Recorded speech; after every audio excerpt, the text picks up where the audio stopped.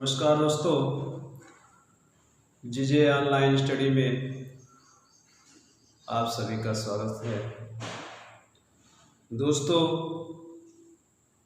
हमने 6वीं शताब्दी ईसा पूर्व के महाजनपदों के बारे में चर्चा किया था और उन महाजनपदों में 4 महाजनपद ऐसे आए जो अपने उत्कर्ष की पराकाष्ठा पर पहुंच चुके थे। उनमें से जो है 4 महाजनपद की जो बात हम करते हैं तो वैसे तो 16 महाजनपद ही कहे जाते थे, लेकिन उसमें से जो विकसित होकर आए, जो पूरी तरह से जिनका उत्कर्ष चरम सीमा पर आकर पहुंचा, यानी जहां के राजा इस बात के लिए या अन्य राजाओं के ऊपर अपना अथॉरिटी जमा कर या अपना अधिकार कर सके, ऐसे 4 महाजनपद थे जिनमें से मगध उनमें से एक था। दूसरा जो महाजनपद था वह था जो है कौशल, तीसरा वत्स और चौथा अवंत। ये 4 महाजनपद सामने आकर कराते हैं और इस 4 महाजनपदों में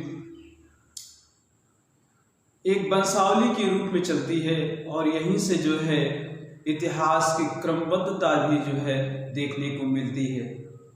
अगर सही रूप में देखा जाए तो ये जो चाहे वैदिक काल की बात करें हम, तो वैदिक काल से लेकर जो है 6वीं शताब्दी ईसा पूर्व तक जनपदों का जो उदय होता है वो क्रम वाइज होता है और किस प्रकार से ये जनपद जो है यानी आर्यीकरण इन्हीं जनपदों में से होकर जो है गुजरता है और वह पहले उत्तर भारत में धीरे धीरे अपना पैर पसारता है, फिर जाकर जो है दक्षिण भारत में, जिसमें एकमात्र महाजनपद का उल्लेख मिलता है और वह होता है अस्मक महाजनपद। तो दोस्तों, सबसे बड़ी बात यह है कि हम जो है आज हम उन जनपदों में से एक महाजनपद का उल्लेख करेंगे जहां से जो है बड़ी से बड़ी वंशावलियां यहाँ से जो है आपको चालू हो जाती है।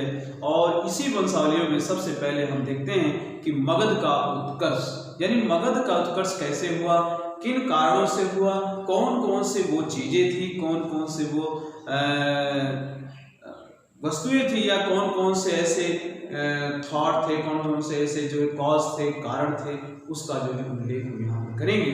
तो आइए हम देखते हैं मगध का उत्कर्ष।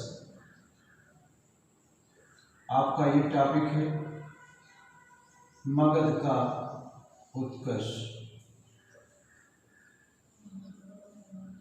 ठीक है। मगध का किस प्रकार से उत्कर्ष हुआ या किस प्रकार से ये जो है सामने आता है, उसके बारे में हम यहाँ पर चर्चा करेंगे।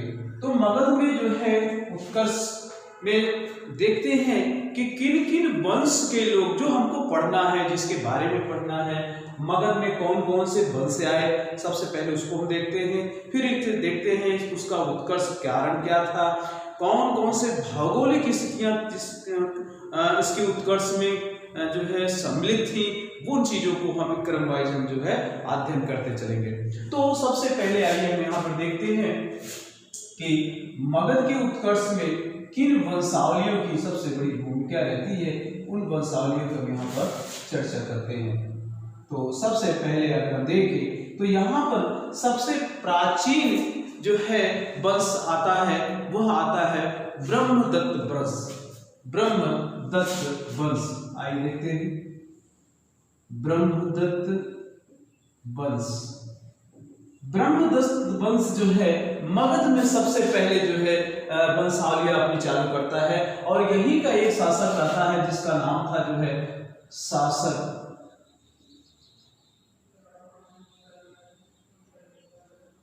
यहाँ का एक शासक हुआ जिसका नाम है ब्रह्मदत्त। ब्रह्मदत्त कभी जो है मगध का जो है एक सम्राट हुआ करता था और यह सम्राट जो है महात्मा बुद्ध के पूर्व माना जाता है। अब आइए देखते हैं ब्रह्मदत्त वंश के बाद जो है अगला वंश जो आता है, वह वंश कौन सा है, वह वंश आपका होता है हर्यक वंश।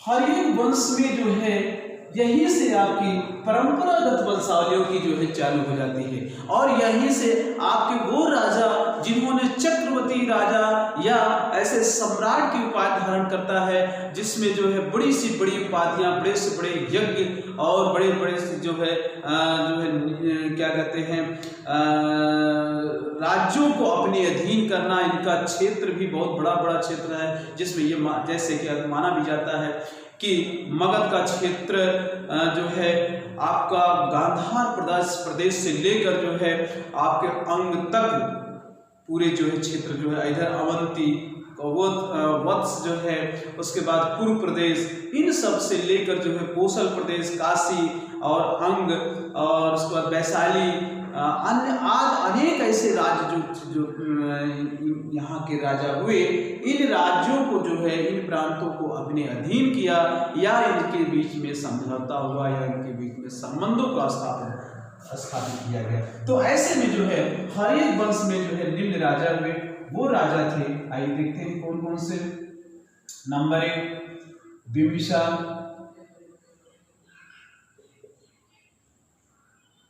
नंबर 2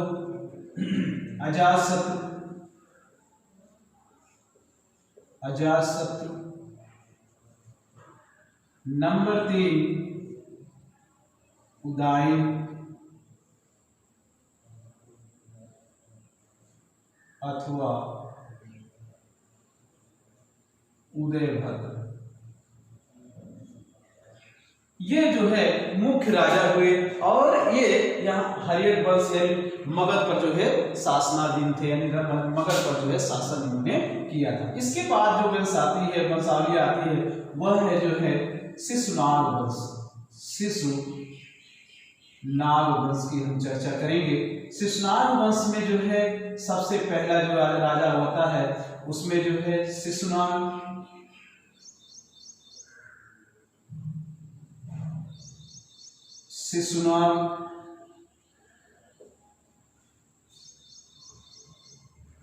कालासुर,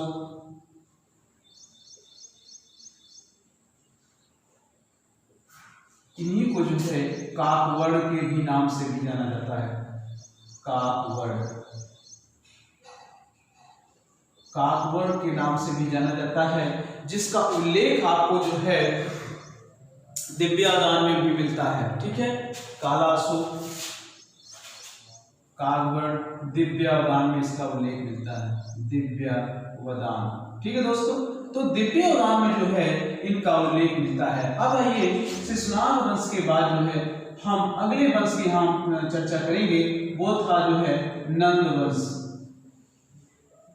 नंद वंश में जो है सबसे पहले जो राजा हुए, उनमें जो है कुछ राजा इस प्रकार से हैं। महानंदिन, महापद्मानंद,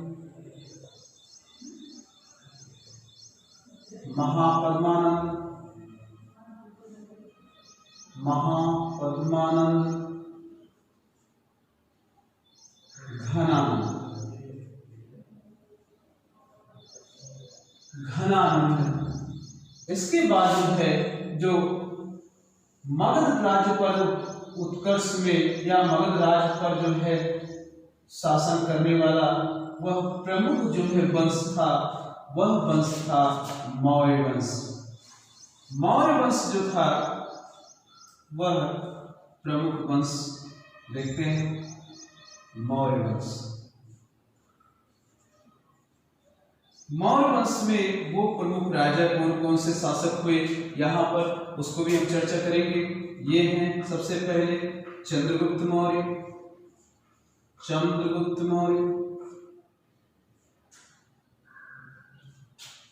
बिंदुसार, अशोक,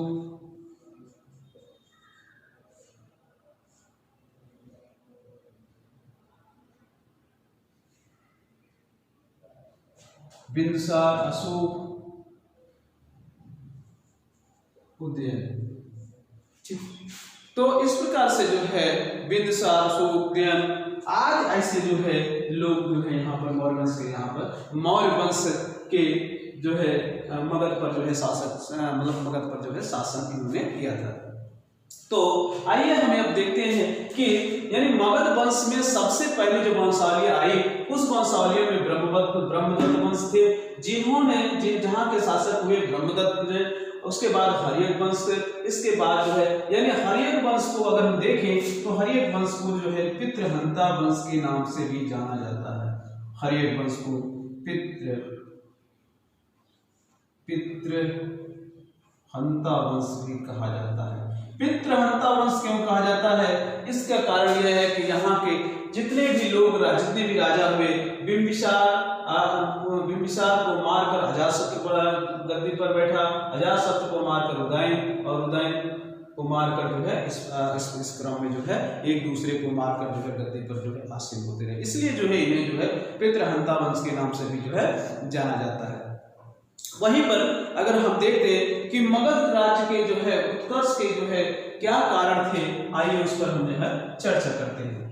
ठीक है, ये इतने वंश थे जिन्होंने जो है यहाँ पर शासन किया, और जिसके बारे में जो है हम एक एक करके जो है हम अध्ययन करेंगे कि मगध पर जो है जो सम्राट आए, जो वंशावलियाँ आई, उनका क्या क्या योगदान था, और उस योगदान में जो है उसकी महत्वपूर्ण भूमिका कौन सी थी, इस पर हम जो है चर्चा करेंगे।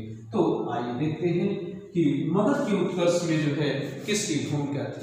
देखिए, मगध जो है महाजनपद, ये सबसे खास बात ये थी कि यह गंगा घाटी की जो है में बसा हुआ था। यानी गंगा घाटी, अब आइए थोड़ा सा यहाँ देखते हैं चित्रों के माध्यम से।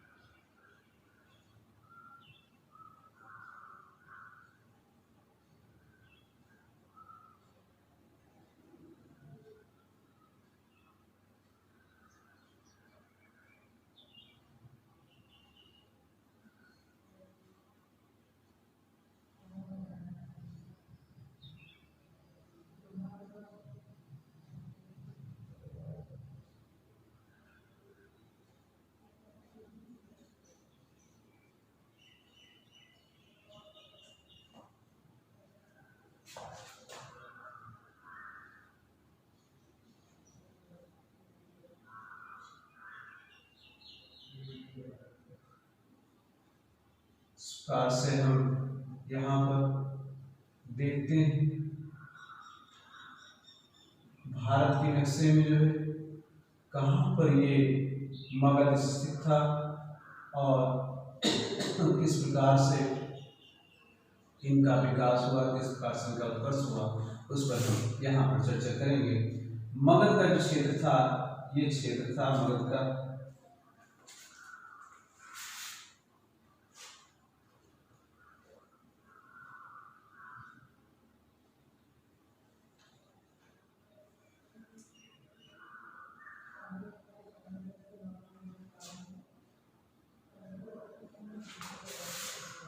मगध बिहार में, मगध जो राज्य था वह बिहार प्रांत में था, जहां पर जो है गंगा नदी का जो है तटीय क्षेत्र, यानी गंगा नदी का जो क्षेत्र था, जहां पर गंगा के उपजाऊ क्षेत्र था, और यहाँ से जो है गंगा नदी जो है बहकर बिहार के मध्य में होती हुई जो है सीधे बंगाल में जाती है और बंगाल की खाड़ी में जो है गिर जाती है। तो अन्य सहायक इनकी नदियां जो थी वो थी गंडक, कोसी, आज इनकी जो है पुन आज नदियां जो है इन गंगा नदी के सहायक थी, जिससे जो है नदियों के किनारे जो है उपजाऊ क्षेत्र था, जहां पर कृषि कार्य करने में जो है बड़ी ही उपलब्धता आई और कृषि में जो है काफी योगदान रहा। यहाँ पर सबसे बड़ी चीज है कि यहाँ के लोग जो एक नई पद्धतियों का जो है विकास किया। वह पद्धति क्या थी? वह जो है धान की रोपड़ी पद्धति कहा जाता था। सर्वप्रथम यहीं पर लोग जो है कृषि का पंचांग का भी जो है उल्लेख मिलता है, जहां पर समय समय पर जो कृषि की जाती है और वो कौन से समय में कौन सी खेती करनी चाहिए, उस चीज का उल्लेख भी यहाँ पर जो है मिलने लगता है।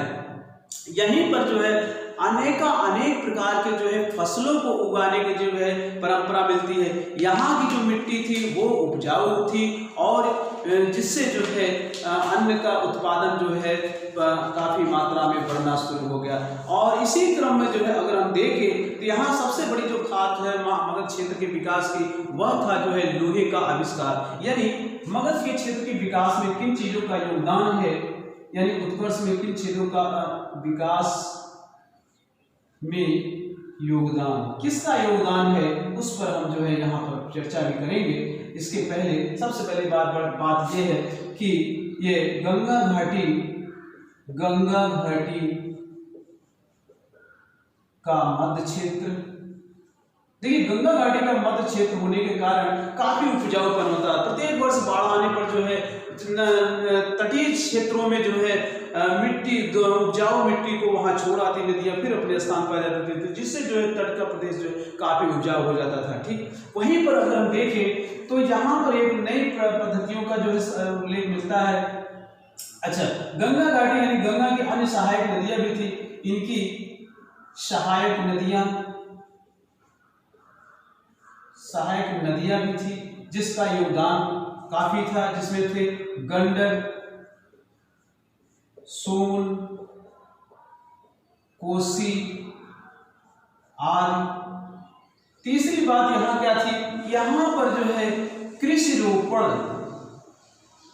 रोपण की व्यवस्था एक नई चीज सामने आती है। किस रोपण का मतलब है कि जैसे मान लीजिए धान की खेती है तो धान को रोप कर, यानी धान को जो है ट्विंकलिंग करके रोपाई करके जो है इसमें जो है खेती करने के जो है एक नई उद्यम जो है सामने आता है, यानी कृषि रोपण की व्यवस्था सामने आती है। वहीं पर हम देखेंगे कि यहाँ पर जो है कृषि पंचांग का भी उल्लेख मिलता है।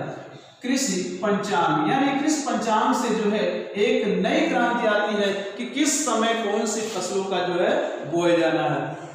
इनके साथ साथ सबसे मुख्य चीज जो थी वह था लोहे का आविष्कार। लोहे के आविष्कार से जो है जो इनके हल बनते थे, यानी इनके हल के फाल बनते थे, वो फाल जो है जमीन की गहरी जुताई किया करते थे, जिससे जो है गहरी जुताई होने से जो है उर्वरक मिट्टी जमीन से ऊपर की तरफ आ जाते थे। तो यहाँ पर एक लोहे के आविष्कार से क्या फायदा होता है, गहरी जुताई।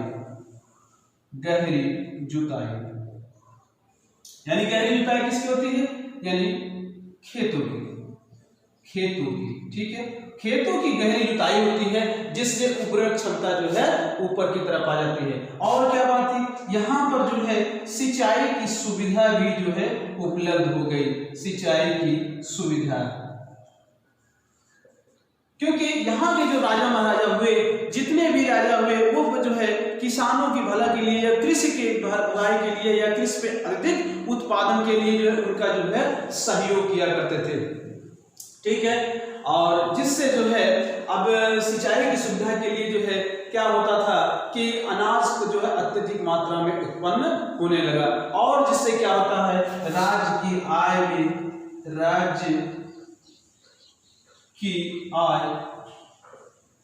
में वृद्धि होती है। यानी फसलों की उत्पादकता जब बढ़ जाती है तो जिससे क्या होता है कि राज्य की आय में वृद्धि होती है, यानी लोग जो है अपने उत्पादन में कर के रूप में जो है ज्यादा से ज्यादा जो है कर दिया करते थे। तो उससे जो है एक फायदा और होता था कि यहाँ पर जो है प्रशासनिक सुविधाएं जो है सुदृढ़ होने लगी, प्रशासनिक सुविधाएं सुदृढ़ होने लगी, और विशेषज्ञता का विकास होता है, शिल्प का भी विकास होता है। मगध के उत्कर्ष में और भी क्या योगदान है, शिल्प का विकास,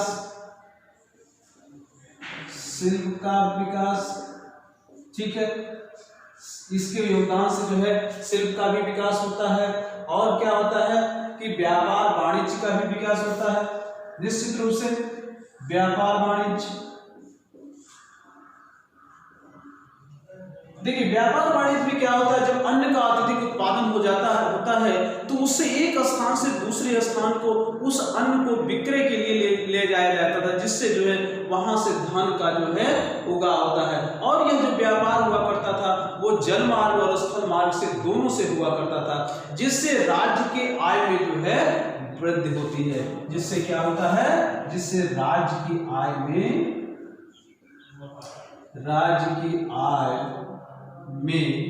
वृद्धि होती है। चलिए ठीक है, राज्य की आय में क्या हो जाती है, वृद्धि हो जाती है। वहीं पर जो है यहाँ और खास बात ये थी कि लोहे की खाने और तांबे की खाने भी जो है प्राप्त होती हैं। यहीं से जो है लोहे तथा तांबे की खाने प्राप्त होती हैं। अब देखिए लोहे के खाने और तांबे की जो खाने प्राप्त होती हैं, इससे क्या है, इससे ये होता है कि यहाँ पर तांबे की कुल्हाड़ियाँ या लोहे की कुल्हाड़ियाँ या लोहे के अन्य औजार भी बनाए जाते थे, लोहे के जो भाला भी बनाए जाते थे, लोहे के तलवारें भी बनाई जाती थी और अन्य ऐसे अनेक वस्तुओं का जो है निर्माण धीरे धीरे होने लगा। तो ये चीजें वहीं से जो है क्या कहते हैं, बिहार का जो बेल्ट है उन क्षेत्रों से भी जो है इनको जो है ज्यादा से ज्यादा जो है उगा करने लगे, यानी वहां से उत्पादन करने लगे। तो लोहे के अस्त्र शस्त्र भी बनाए जाने लगे। वहीं पर जो है लकड़ी के निर्मित वस्तुएं व्यापार को बढ़ावा दी। खासकर यह जो क्षेत्र था वो जंगली क्षेत्र था, जिसके कारण जो है लकड़ियों को काटने में भी जो है इससे मदद मिलती थी। तो लकड़ी का योगदान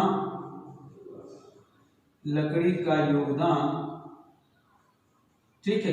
लकड़ी का योगदान कैसे होता था, क्योंकि लकड़ी कीमती लकड़ियां जो है यहाँ प्राप्त होती हैं। आप देखेंगे चंद्रगुप्त मौर्य का जो राजप्रासाद था यानी राजमहल था, वह जो है जो बड़े बड़े स्तंभों लगाए गए थे या जो दीवारें बनाई गई थी वो लकड़ियों की बनाई गई थी। तो जो कीमती लकड़ियां हुआ करती थी उनका जो है प्रयोग जो है ज्यादा से ज्यादा जो है किया करते थे। तो और भी क्या बात है, मगध के उत्कर्ष में किसका योगदान है, मगध के उत्कर्ष में जो है मृदभांड का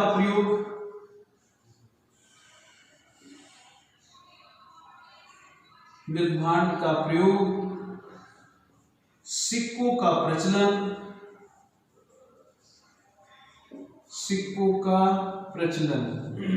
यानी सिक्कों का जो है व्यापक रूप से भी प्रचलन होने लगा।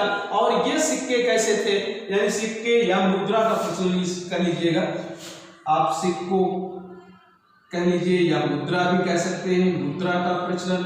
और ये जो मुद्रा थी वो जो है उसको क्या कहा जाता था, उसको आहत सिक्के के नाम से जाना जाता था, आहत सिक्का, जिसे पंचमार्क सिक्का भी के नाम से भी जो है आप जानते हैं। तो व्यापारी आहत सिक्के का जब जो है प्रचार प्रसार सामने आता है तो उसके बाद होता क्या है, वहां पर जो है आप देखेंगे तो व्यापारिक श्रेणियां भी जो है सामने आने लगती हैं। यानी कई श्रेणियां जो है आपस में बटी रहती थी और उस श्रेणियों का जो है, श्रेणी मतलब व्यापारी जो हुआ करते थे, जो एक स्थान से दूसरे स्थान को जो है वस्तुओं को ले जाया करते थे। प्रारंभ में अगर हम देखें तो वस्तुओं का विनिमय हुआ करता था, यानी वस्तु विनिमय का, यानी एक वस्तु देते थे तो दूसरी वस्तु लिया करते थे। लेकिन जब मुद्रा का प्रचलन हुआ, जहां पर जैसे आहत सिक्के की बात करते हैं या पंचमार्क सिक्के की बात करते हैं, तो उससे जो है व्यापार और वाणिज्य में बेरों के बेर जो है प्रतिदिन जो है बढ़ता चला गया। अच्छा, आइए जो है मगध के उत्कर्ष में और भी कौन सी मुख्य चीजें हैं उसको थोड़ा सा एक बार और देखते हैं। वो है भौगोलिक कारण में भी देखते हैं कि ऐसा कौन सी बात थी जिसके कारण जो है मगध का उत्कर्ष जो है हुआ। ठीक है, आइए देखते हैं भौगोलिक कारण, मुख्य जरूरी है ये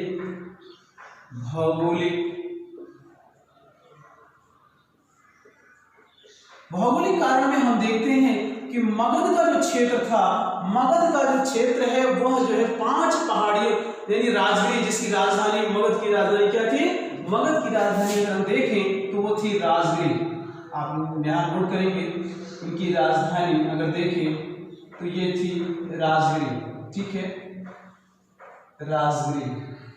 राजगिरी या गिरिब्रज के नाम से भी इन्हें जाना जाता है।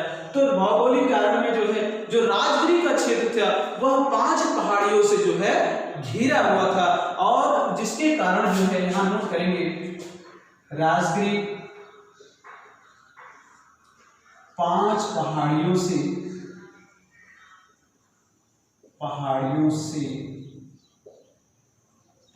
से घिरा था। ठीक है, अब देखिए इसके कई भी कारण थे। अब देखिए अगर जितने भी राज्य थे यानी जितने भी जनपद महाजनपद थे, अगर कोई भी आक्रमण करने आता है यानी इस मगध राज्य पर, तो वो जो है एक रास्ता यानी एक ही रास्ता से इनके पास था जहां से वो जो है वो निकल सकते हैं या जहां से जो है आक्रमण किया जा सकता था।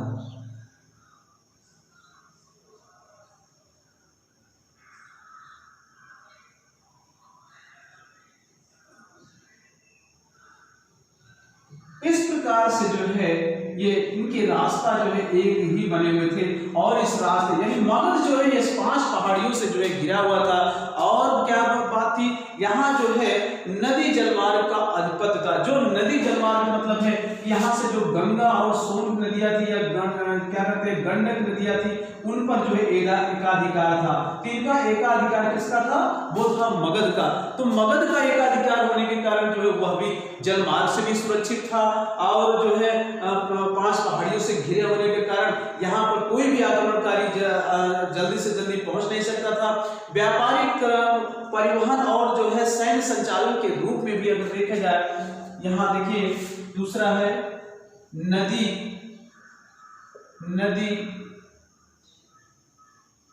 पर एकाधिकार, यानी नदी मार्ग पर जो है एकाधिकार था, जिसके कारण जो है सैन्य संचालन तथा व्यापारिक मार्ग पर एकाधिकार था। बात समझ में आई कि मतलब यह है कि मगध के उत्कर्ष में सबसे बड़ा योगदान उसकी था कि यह चारों तरफ से पहाड़ियों से घिरा था। फॉर एग्जाम्पल अगर हम देखें तो अगर इस भारत की बात करें, भारत पर जितने भी जो है चाहे प्राचीन काल से लेकर मध्यकाल तक, तो प्राचीन काल से लेकर मध्यकाल तक जो है जितने भी आक्रमण हुए हैं वो सारे आक्रमण जो है सिंध प्रांत से हुए हैं, यानी खैबर दर्रा से हुए हैं। तो ये जो सिंध प्रांत से जो आक्रमण पंजाब के क्षेत्र से जो आक्रमण हुए हैं, तो वह आक्रमण ही वहां सिर्फ एक ही रास्ता था जो भारत के अंदर घुस सकता था। तो यहाँ तभी वो घुस सकता है जब इनके बीच में जब आपसी द्वंद यानी आपसी राजा जो एक दूसरे से मतभेद हुआ करते, एक दूसरे में मतभेद थे, जिसके कारण जो है और एक राजा दूसरे राजा से अनायास आपस में युद्ध किया करते थे, जिसके कारण बाहर से जितने भी आक्रांताएं थी, जितने भी आक्रांताएं लोग आए, वह जो है भारत को आसानी से कब्जा कर लिए। तो ठीक इसी प्रकार से अगर मगध की बात करें, हालांकि अगर देखें तो इधर से जो है जम्मू कश्मीर से देखा जाए और यहाँ अरुणाचल प्रदेश तक देखा जाए तो हिमालय पर्वत से घिरा हुआ है, और वहीं पर हम देखें तो बाएं साइड में देखेंगे तो वो अरब सागर के हैं, और वहीं पर बंगाल की खाड़ी जो है, इधर बंगाल की खाड़ी के कारण जो है इधर से आक्रमण नहीं हो सकता था, और यहाँ अरब सागर था, अरब सागर से घिरा हुआ था, और इधर हिंद महासागर से था, हिंद महासागर, जिसके कारण जो है और इधर पूरा क्षेत्र जो है यहाँ से लेकर यानी यहाँ से पूरा यहाँ से लेकर यहाँ तक जो है हिमालय का क्षेत्र था, हिमालय का क्षेत्र। तो कहने का क्या मतलब है कि कहने का यह मतलब है जब तक आपसी फूट ना हो तब तक जो है यहाँ पर किसी की हिम्मत नहीं पड़ी कि जो है भारत पर आकर जो है इसको कब्जा कर सकते हैं। तो उसी प्रकार से मगध का जो क्षेत्र था, तो इन क्षेत्रों पर जो है यानी जल मार्ग पर जो है, स्थल मार्ग पर, और साथ ही जो है 5 पहाड़ियों से घिरा होने के कारण जो है कोई भी आक्रांता उस पर जो है आक्रमण करके उसे जीत नहीं सकता था। और भी कौन से कारण थे जिसके कारण जो है कुछ राजनीतिक कारण भी रहे हैं, जैसे योग्य और महत्वाकांक्षी जो है यहाँ के शासक थे। देखिए इसमें जो है अगर देखें तो राजनीतिक कारण भी दिखाई देते हैं, कुछ राजनीतिक कारण भी देख लिया जाए। वो राजनीतिक कारण कौन कौन से थे? वो राजनीतिक कारण थे यहाँ जितने भी राजा हुए वो क्या थे? योग्य थे तथा महत्वाकांक्षी। यानी वो राजा जो महत्वाकांक्षी थे, जो अपने राज्य का विस्तार किए, और वो राज्य विस्तार वो क्या कहते हैं, राजनीतिक था, और उससे जो है राजनीति के साथ साथ उसमें मित्रता थी, वैवाहिक संबंध था, आज अनेक ऐसे जो है विकल्पों को उन्होंने अपनाया और अपने साम्राज्य को जो है विस्तार किया। तो इस प्रकार से जो है योग्य और महत्वाकांक्षी शासकों की उसमें भूमिका थी। दूसरी जो है विभिन्न प्रकार के कूटनीतिज्ञ इनके जो है साथ थे।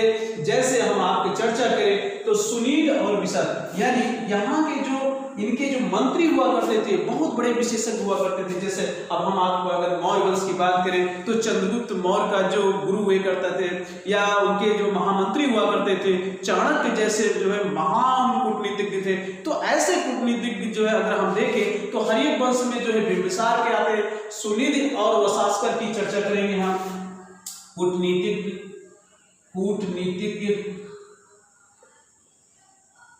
कूटनीतिज्ञता की खासियत, ये कूटनीतिज्ञ जैसे थे हर्यक वंश में अगर देखें तो हर्यक वंश में कौन कौन से थे? सुनिधि थे और वसास्कर, सुनिधि और वसास्कर। ठीक है, दो व्यक्ति ऐसे आपसे पूछा जाता है कि सुनिधि और वसास्कर किसके समय जो है कूटनीतिज्ञ, बहुत बड़े कूटनीतिज्ञ माने जाते थे, वो कूटनीतिज्ञ थे जो है सुनिधि और वसास्कर। तो ऐसे लोगों की जो है वजह से जो है ये मगध का जो है उत्कर्ष जो है अपनी चरम सीमा पर था, चरमोत्कर्ष पे था। वहीं पर इनके सैनिक शक्ति का योगदान भी बहुत ही महत्वपूर्ण है। यानी सैनिक शक्ति जो है पूरे क्षेत्र में, यानी पूरे जितने भी महाजनपद थे, चाहे वत्स देखिए, चाहे कौशल देख लीजिए, या काशी देख लीजिए, या कुरु जनपद देख लीजिए, क्या कहते हैं आपका अस्मक देखिए, मथुरा देखिए, विराटनगर देखिए, आज ऐसे अनेक जनपद हुए जिससे जो है, लेकिन सबसे जो महत्वपूर्ण जनपद महाजनपद सामने उभर कर आता है वो जो है मगध का आता है। तो आइए उस मगध के उत्कर्ष में जो है उन राजाओं की हम भूमिका की जो है चर्चा करते हैं। जिन राजा या जिन वंशों की चर्चा करेंगे वो वंश जिसकी वजह से जो है यहाँ इतिहास की जो है परंपराएं कायम की शुरुआत होती है। वंश से एक निश्चित वंशावलियां शुरुआत होती है और वह वंश है, आइए देखते हैं कौन सा है।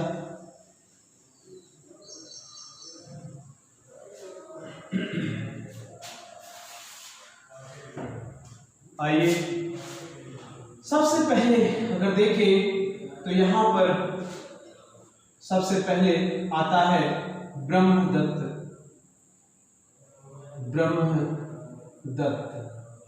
वंश।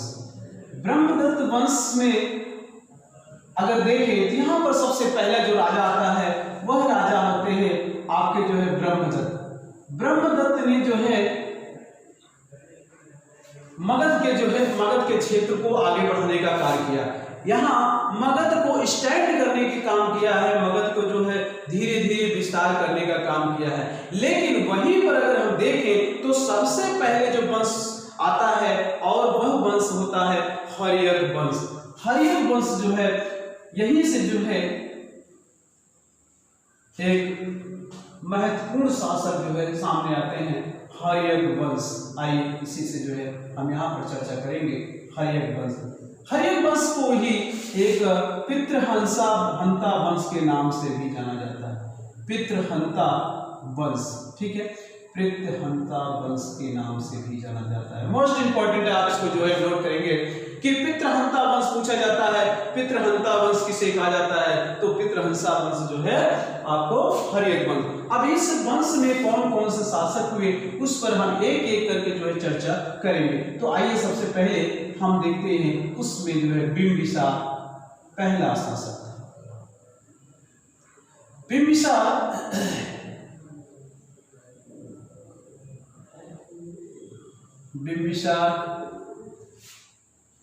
यह पहला शासक था जिन्होंने जो है 544 में 544 में जो है राजगद्दी पे बैठा।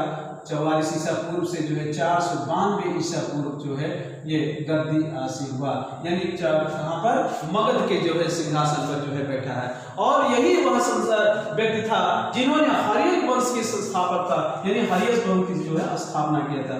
तो वास्तविक संस्थापक अगर पूछा जाए तो वास्तविक संस्थापक जो है आपके बिंबिसार थे। तो यहाँ पर एक उत्तर लिखेंगे, वास्तविक या यूं कह लीजिए हर्यक वंश का संस्थापक, यानी हर्यक वंश का संस्थापक कौन था? तो हर्यक वंश का जो संस्थापक था वह जो है आपके बिंबिसार हुआ करते थे। वहीं पर अगर हम देखें तो मत्स्य पुराण में जो है इन्हें क्षेत्रोजस, यानी बिंबिसार को मत्स्य पुराण में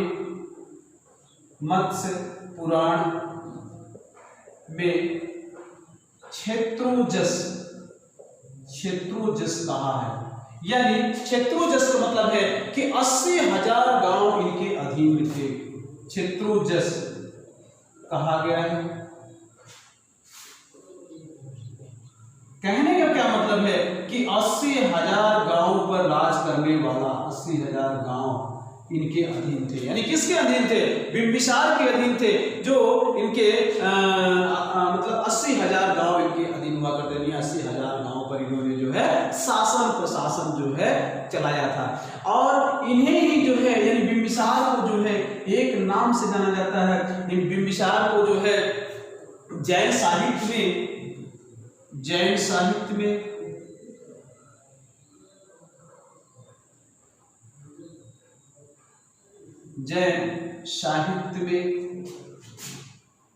इन्हें श्रोणिक नाम से भी जाना जाता है। यानी इनका उपनाम है, इन्हें श्रोणिक उपनाम से जाना जाता है। ठीक है, यानी बिंबिसार को जो है श्रोणिक उपनाम से भी जाना जाता है। यानी यहाँ पर जो है किस प्रकार से जो है बिंबिसार ने जो है अपने राज्यों को विस्तार करते हैं। तो आइए देखिए, यह एक ऐसे शासक थे जिन्होंने जो है अपने राज्य को बढ़ाने के लिए उन्होंने निम्न कार्यों किए। उन्होंने सबसे पहले क्या किया कि जो है 3 नीतियों को जन्म देता है। ये जो है यानी बिंबिसार अपने राज्यों को विस्तार करने के लिए इन्होंने 3 नीतियों का पालन किया। 3 नीतियों का पालन किया। देखिए वो 3 नीतियां कौन सी थी? वो है नंबर 1 मित्र नीति। अर्थात मित्र नीति, जैसे मित्रता की बात करें अगर उसमें हम देखें तो मित्र नीति में कौन कौन से राजा इनके साथ थे या कौन कौन से राजा इनके साथ आए, वो नीतियां आप देखेंगे। तो मित्र नीति की पहले हम चर्चा करेंगे। मित्र नीति, अब देखिए अवंती नरेश की हम चर्चा करें। मित्र नीति में सबसे पहले जो राजा हुए वो थे अवंती नरेश प्रद्युम्न। देखिए अमन चंड प्रद्युम्न नाम है, सॉरी इनका नाम है चंड प्रद्युम्न। देखिए चंड प्रद्युम्न सबसे पहले अपने राज्य के विस्तार में जो है इन्होंने सबसे पहले जो भूमिका निभाई थी वह जो है मित्र नीति। यानी जितने भी जनपद थे जो उभर रहे थे उन जनपदों से उन्होंने जो है मित्रता की। उनमें से सबसे पहला जो मित्रता की बात आई वो थे जो है अवंती नरेश चंड प्रद्युम्न। मामला यह था कि एक बार जो है बिंबिसार ने अपने राजवैद्य जीवक को जो है चंड प्रद्युम्न के पास जो है भेजा। किस लिए? कि वो जो है यानी चंड प्रद्युम्न जो है पांड रोग से ग्रसित हो गए थे। पांड रोग से ग्रसित होने के कारण जो है इन्हें इलाज करने के लिए बिंबिसार ने अपने राजवैद्य जीवक को इनके पास भेजा, यानी चंड प्रद्युम्न के पास भेजा। जीवक ने वहां जाकर जो है उनका इलाज किया और वह चंड प्रद्युम्न पूरी तरह से ठीक हो गए, जिससे राजा उससे खुश होकर जो है अवंती से समझौता कर लिया और अवंती नरेश इनके जो है मुरीद हो गए और इस प्रकार से एक दूसरे के मित्र बन गए। तो यहाँ आपसे पूछा जाता है कि चंड प्रद्युम्न बिंबिसार नोट विशेष ध्यान दीजिएगा, बिंबिसार अपने राजवैद्य चंद्रप्रद्युत राजवैद्य जीवक को अवंती के दरबार में भेजा। ठीक है, राजवैद्य जीवक को, अब जीवक भेजा। प्रद्युत के पांडु रोग को ठीक किया। ठीक है, पांडु रोग को ठीक किया, तो जिसके कारण जो है एक दूसरे के लिए मित्र हो गए। अब एक प्रश्न यहां पर उठता है, जीवक कौन था? जीवक जो है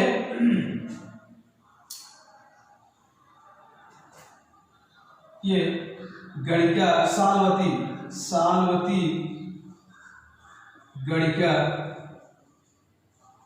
के पुत्र थे। आपसे पूछा जाता है, हालांकि इसकी पहले हम चर्चा कर चुके हैं जब मगध के बारे में हम पढ़ा रहे थे, तो ये गणिका के पुत्र थे। ठीक है, तो इस प्रकार से जो है अवंती से जो है इन्होंने क्या कहते हैं मित्रता की नीति अपनाए। वहीं पर जो है गांधार नरेश, दूसरे मित्र कौन बने? गांधार नरेश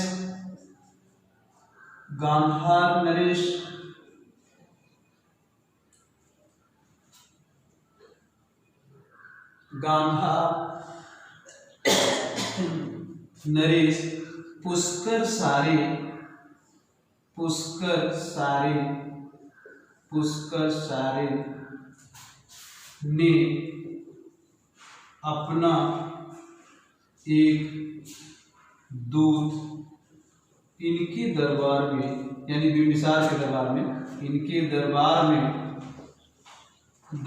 में भेजा।